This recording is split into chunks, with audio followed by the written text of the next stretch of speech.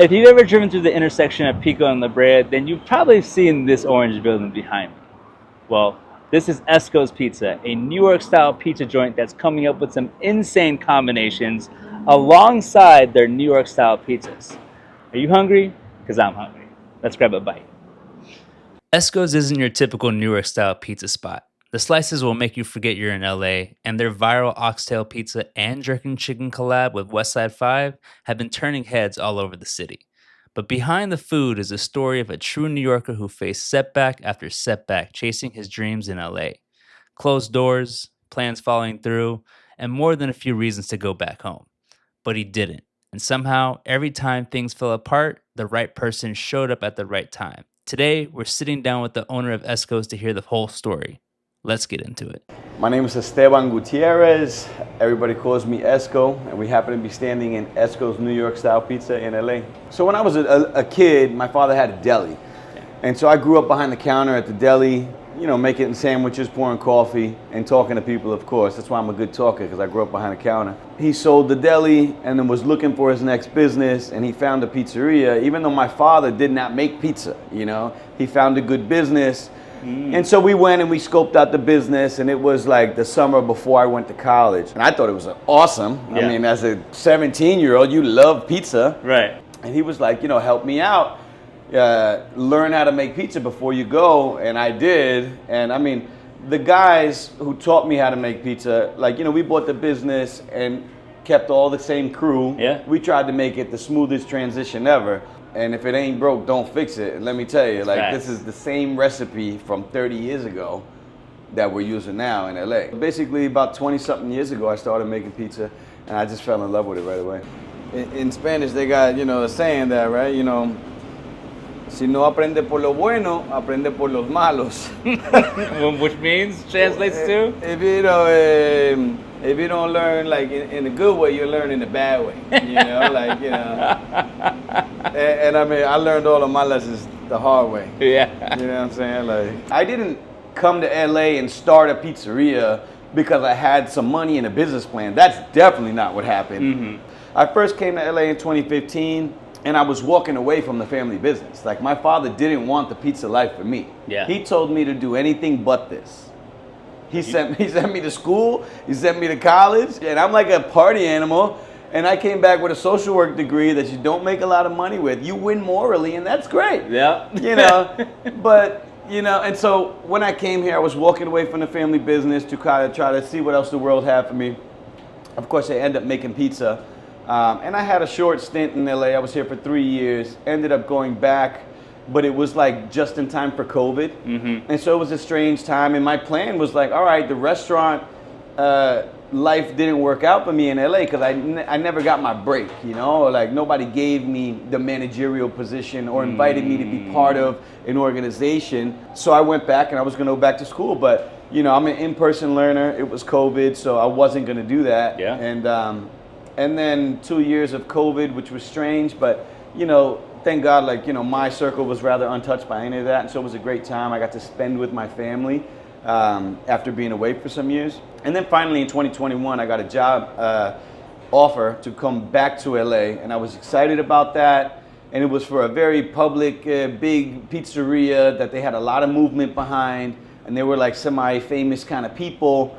And so they offered me a lot of money. And I was like, this is it. This is my lucky break. And I came back to LA, and I was supposed to be the face of their pizzeria, give them my recipes, and really give them the authenticity that they needed from a real New Yorker. Mm-hmm. But it was short-lived. The entire project fell apart in 3 months. Oh, shit. That's not so my job evaporated. My job evaporated in 3 months. They stiffed me on some money on the way out the door, so it wasn't great. But one thing led to another, and, you know, somebody that was involved helped me take over the pizzeria, you know. So Everett from Presidential, who was involved in that first project, mm-hmm. He saw me, and he was like, don't go back to New York, man. Like, I know this didn't work out, but, you know, I'll help you. And he gave me a leg up, for real. That's dope. Yeah, for sure. And he believed in me, and he kind of put the money behind me. And then I did not name the pizzeria Esco's Pizza. Like, that wasn't me. Yeah. You know, that was Everett and that team, and they gave me the pizzeria. That's the first so one. sick. Yeah, That's the one that was on La Brea, right? Yeah, up the street, right? Yeah, on La Brea and Melrose. And Yeah. it gives me goosebumps thinking about it right now. You know, in very LA fashion, my life changed overnight, and they gave me the keys, and they named the place Esco's Pizza because they saw and they believed what I was capable of. Around Christmas, we started making this pizza, and this is a hot honey pepperoni pie. Ooh. Fresh mozzarella, and we finish it with like pecorino, like this shaved pecorino cheese. Bro, amazing. People are going nuts for it. And even now, it's maintained its like, you know, appeal, and everybody comes looking for it. It's one of the best sellers for sure. And like super simple because it's like a sauce pie, so there's no cheese underneath. Yeah. We cook the pepperonis in honey and a little bit of hot sauce. So it's like more sweet than spicy. Yeah. But because there's no cheese on it, on the bottom, it's like that crispy bite every single time. Yeah. And then you'll see in a second, I'll do the, you know, so it gets fresh mozzarella, it gets some basil on it, and then a little bit of honey, and then the pecorino is just like, yeah, bro. I literally had no idea what I was getting myself into. This hot honey pepperoni pizza slice exceeded all of my expectations. And as someone who loves pepperoni pizza, this is definitely my new favorite style of pepperoni pizza. I mean, crunch in every bite. The pepperoni's cooked in hot honey added this like subtly sweet yet subtly spicy note to the pizza. And because it's cheeseless, the fresh mozzarella and the pecorino was the perfect amount of acidity to this slice. What do you think, brother? Man, there's a crunch in every bite. Yeah. I mean, just to be able to keep that crispiness because of the limited cheese on the very bottom of the slice. Yeah, it's a crazy slice. That's insane. Yeah, and I mean the sauce, you really get to taste the sauce, you know what I mean? I feel like that honey adds to the sauce. Oh yeah, big like, time. because, you know, tomatoes can be acidic sometimes. Yeah, but the honey's a great pairing with it. And it's not overly sweet. You know, I think of it going into like honey, it's like, oh, it's going to be like a little sweeter than typical than, you know, normal pizzas, but it's also balanced with the right amount of spice. It's not aggressively hot. Seasoned, you know what I mean? And then also it's one of the slices that like, yeah, it's an appetizer. You can start with that. You can eat another one. It's not like, oh man, I'm so full. No. Yeah, it's like it still feels light. Yeah. It's such a blessing, bro, because I get to do what I love to do every single day.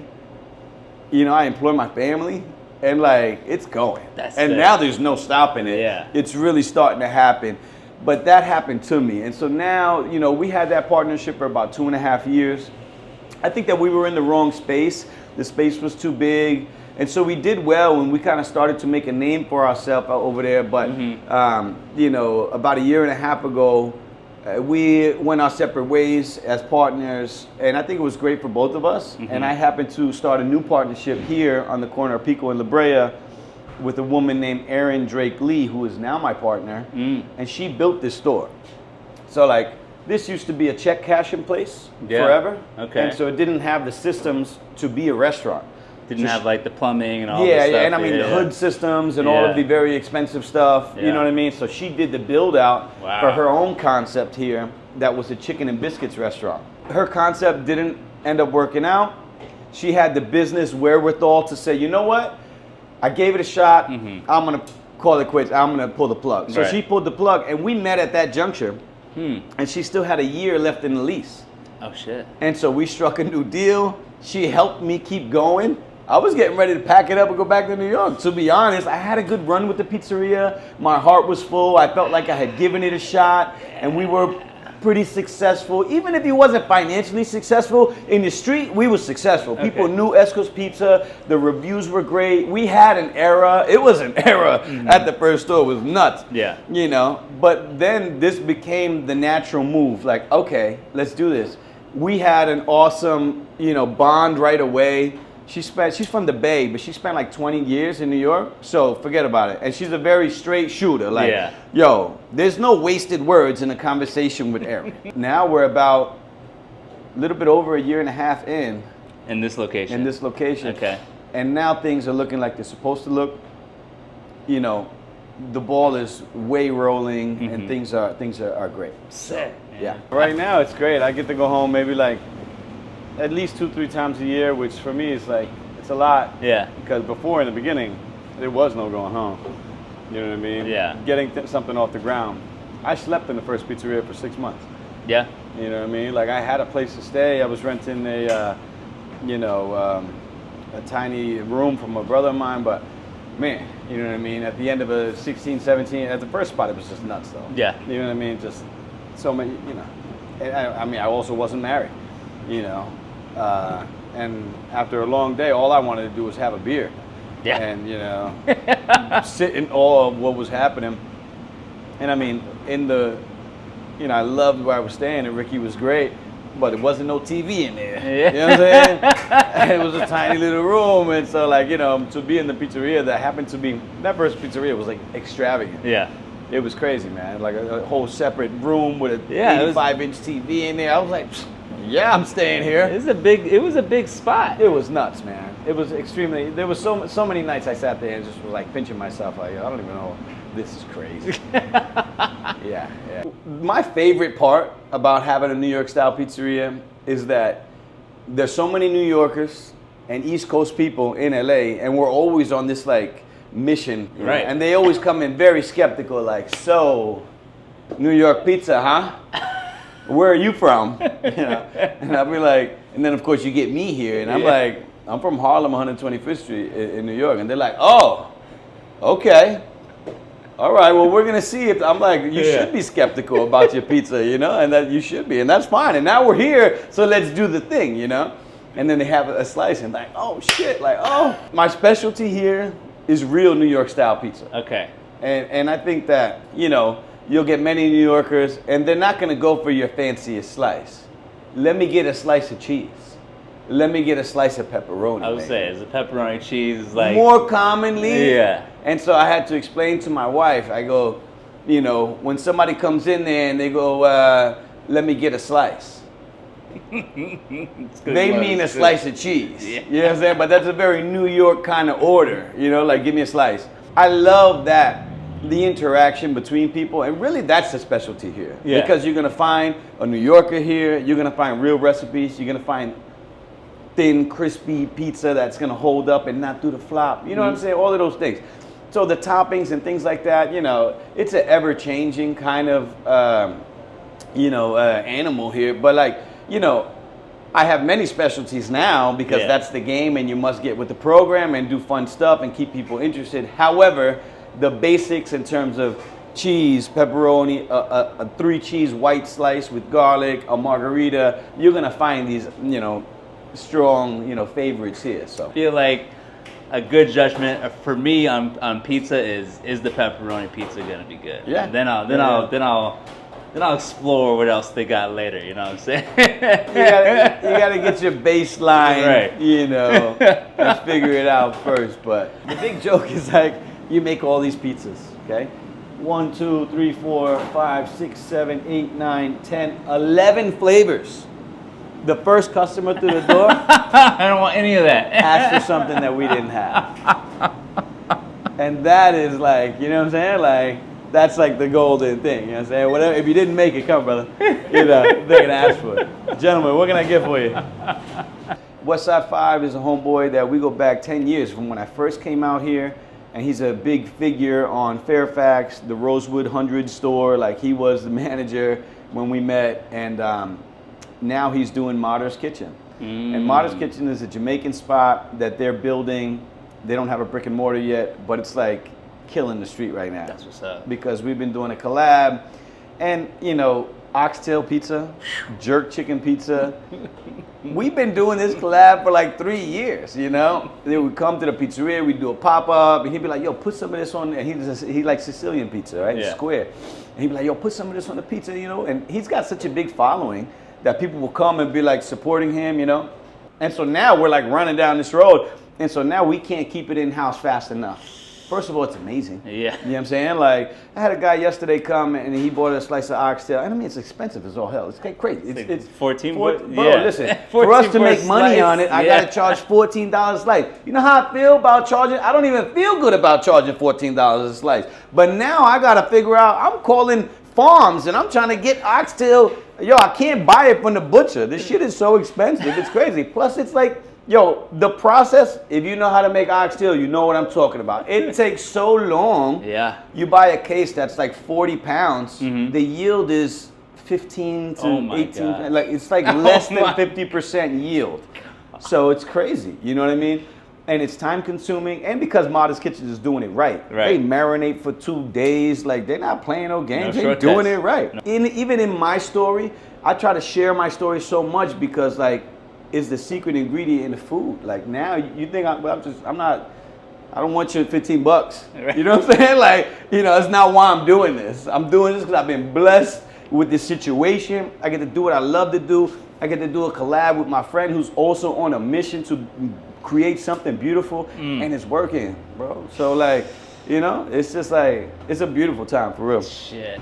So this is the Jamaican barbecue jerk chicken, Uh-huh. and then this is the oxtail. You know, and both of these are from Modest Kitchen. And let me tell you, they just have become a thing, man. Shit. You know?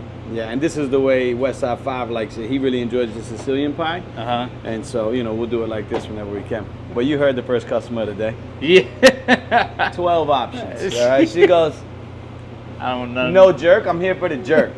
On the square? I was like, sure. Whatever you want, I'll make it for you right now. My favorite thing to say to people if I don't have it, I'm like, listen, if you don't mind waiting, I don't mind making it for you. Right. You know, you got whatever you want, bro. You got a little bit of time. I mean, there's something, listen, great Sicilian pie is amazing because, you know, in New York, they'd be much thicker. So this is kind of like a California style Sicilian pie because in New York, they're like, you know, The fat. 2.5, 3 inches. You know what I mean? And I mean, if you do the Sicilian right, it's the same amount of dough, but you put it in the square pan and you let it rise to a certain extent. So it's like focaccia. So it's very light and fluffy. It's not super heavy. It's very airy inside, but you get the crispiness on the bottom, and it's amazing. Plus, it's like it holds up, so you can put a lot of toppings on it. And I mean, you know, I had guys at my father's pizzeria that they didn't even have to order. I'd see him pulling in the parking lot. You're Got like, the same thing every day. He's coming for the square. He likes the middle piece. He likes the corner piece. You know, and that's like, you know, a real New Yorker will ask you when they order. Here she goes. She came for this, right? You know, right on time here. All right. Wow. Just look at that. Holy Sicilian shit. oxtail slice. A little bit of oxtail gravy on the side for you. Boy. Yeah. Gotta let it cool down first. Yeah. I'm like looking at it, I'm like, I want to dive in, but it's hot. I went into this slice completely blind because, to be quite honest, this was the first time I've ever had oxtail. I know, I'm terrible. I'm a terrible human being, but to have oxtail on a pizza was quite polarizing. And what this pizza reminded me of is if you were to put birria on top of a pizza. You know how birria is cooked super long, you know, the marinating process and whatnot. Same thing with this, right? Slow and low cooked oxtails were to the point where the meat falls off the bone.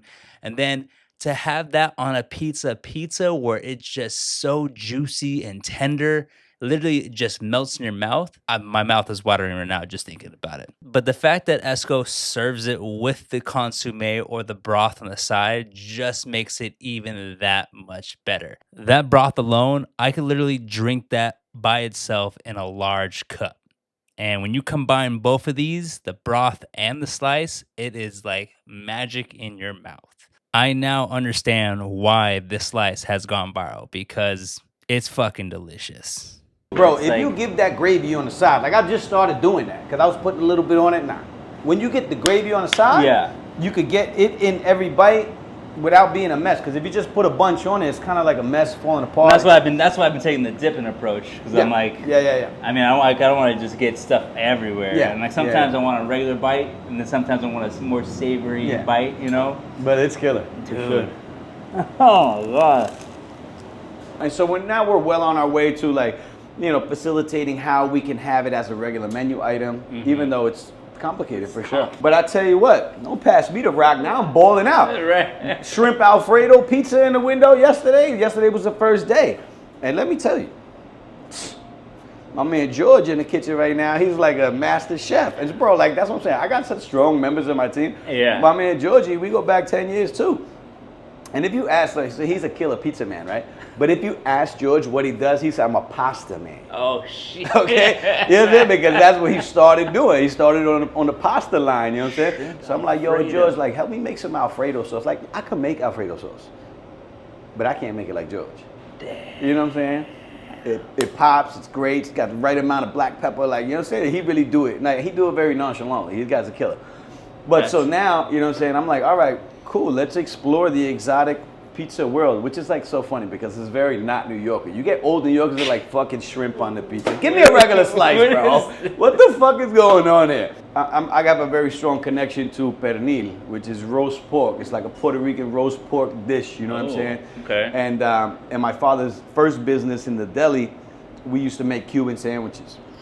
And that spot, Parkside Deli in Astoria, Queens, was known for Cuban sandwiches. And if you don't know what a Cuban sandwich is, it's roast pork, like a garlicky roast pork, a slice of ham, some pickles, mustard, mayo, and Swiss cheese. That's and it. you press it like panini style. And it's amazing. So I started making Cuban sandwich pizza at my father's place. And just, it was like an open-faced Cuban sandwich. But people would be like, What the fuck is... are those pickles? Because that's fucking weird. And I'd be like, it is weird. If you don't like it, you don't pay. That's my favorite saying. If you don't like it, you don't pay. You know what I'm saying? And yeah, man, it was killer. The dream of any business person is always to expand at the right moment. Yeah. And there's gonna be many moments in your career,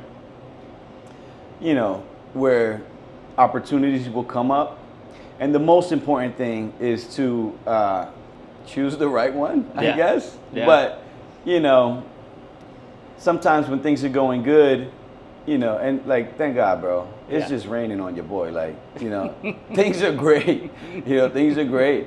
The idea of not overextending yourself and then not choosing the wrong opportunity, because like once you start going down that road, once you start any project, there's going to be like mystery expenses and all these other things, and whatever you thought that budget was goes quickly. Oh, yeah. So you know what?